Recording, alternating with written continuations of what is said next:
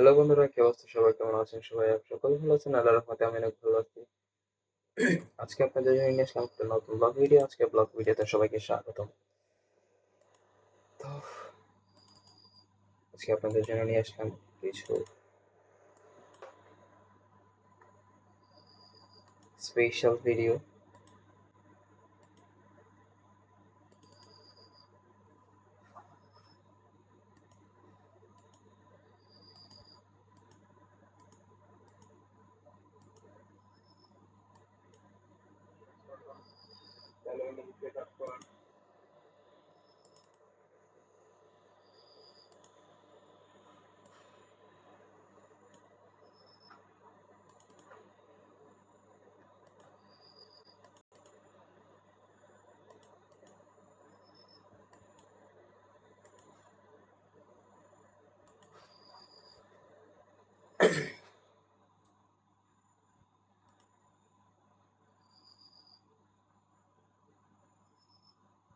আজকে আমি আপনাদের কিছু গল্প শোনাই। ওইটা আমি সার্চ করে বেস্ট গল্পগুলো বের করতেছি।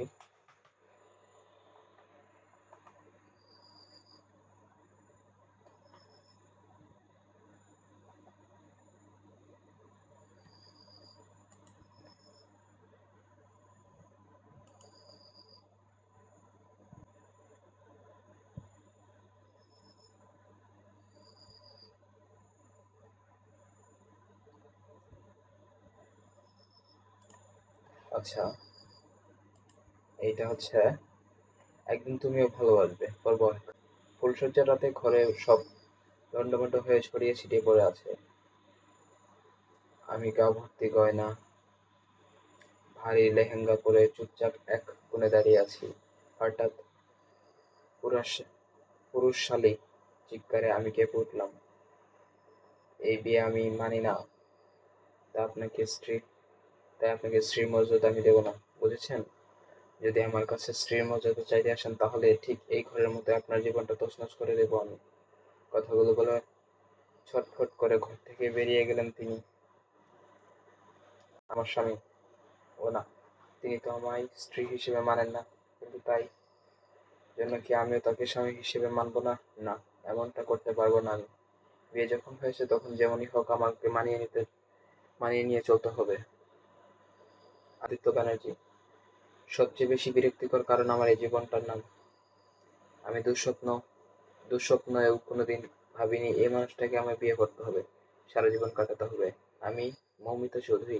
ও সরি, এখন তো আবার বিয়ে হয়ে গেছে, এখন আমার নাম মৌমিতা ব্যানার্জি। ফ্রেশ হয়ে আয়নার সামনে বসে নিজের গয়না খুলে রেখেছি।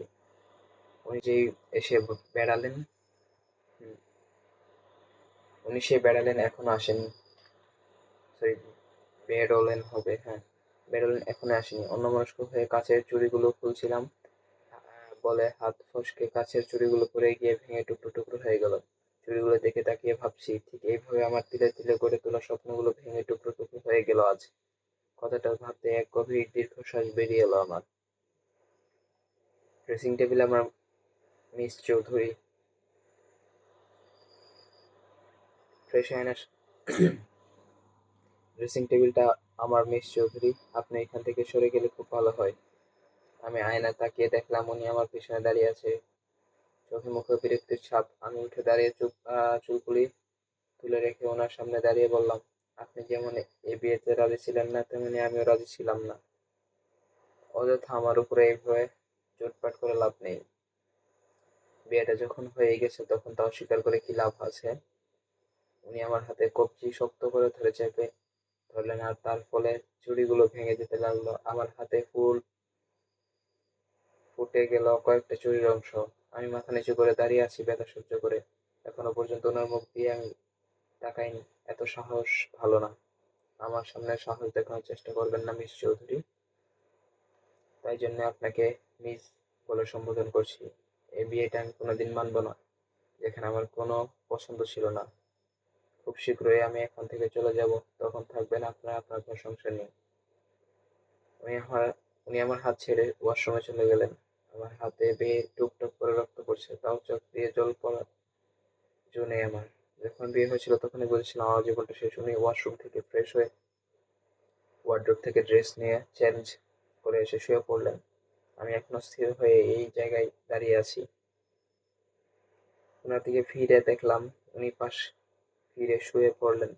কিছু না বলে ওয়াশরুমে গিয়ে চোখ মুখের সাথে হাতটা ধুয়ে নিলাম। রক্তক্ষরণের পরিমাণটা বেশি, কারণ যে জায়গায় উনি চেপে ধরেছিলেন সেই জায়গায় হাতের শিরা ছিল। আমি ঘরে এসে চারদিকে তাকিয়ে দেখলাম একটা সোফা রাখা, সেই গিয়ে শুয়ে পড়লাম। শুয়ে আছি, ভাবছি আমার শত্রুরাও জানে এখনো ফুলশয্যার রাত না হয়। আমার শত্রুরাও যেন এমন ফুলশয্যার রাত না হয়।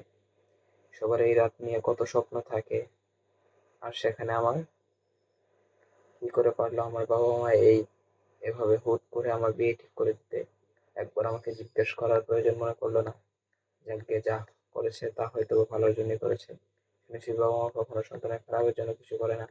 এ কথাটা সত্যি না মিথ্যা তা তো সময় বলবে।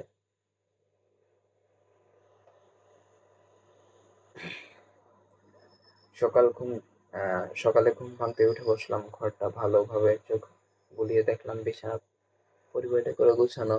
অর্থাৎ উনি ঘুম থেকে উঠে বিছানা গুছিয়ে গেছেন। আমি উঠে দাঁড়াতে আমার হাতের কাটা জায়গায় ছোট্ট একটা ব্যান্ডেজ চোখে পড়লো। এটা আমার হাতে কি করে এলো?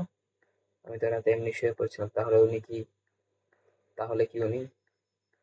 নিজের প্রশ্নে নিজে উত্তর পেলাম, হ্যাঁ, উনি ছাড়া আর কেই বা ছিল এই ঘরে? দরজা তো বন্ধ ছিল ভিতর থেকে, তাই কেউ আসতেও পারবে না। মানুষ যে কেমন তা বুঝতে একটু সময় লাগবে আমার। কিন্তু উনি তো আমায় সেই সময়টুকু দেবেন না। আর কথা না বাড়িয়ে ফ্রেশ হয়ে নিচে নেমে গেলাম। দেখি শাশুড়ি মাকে কোনোভাবে সহ্য করতে পারি কিনা।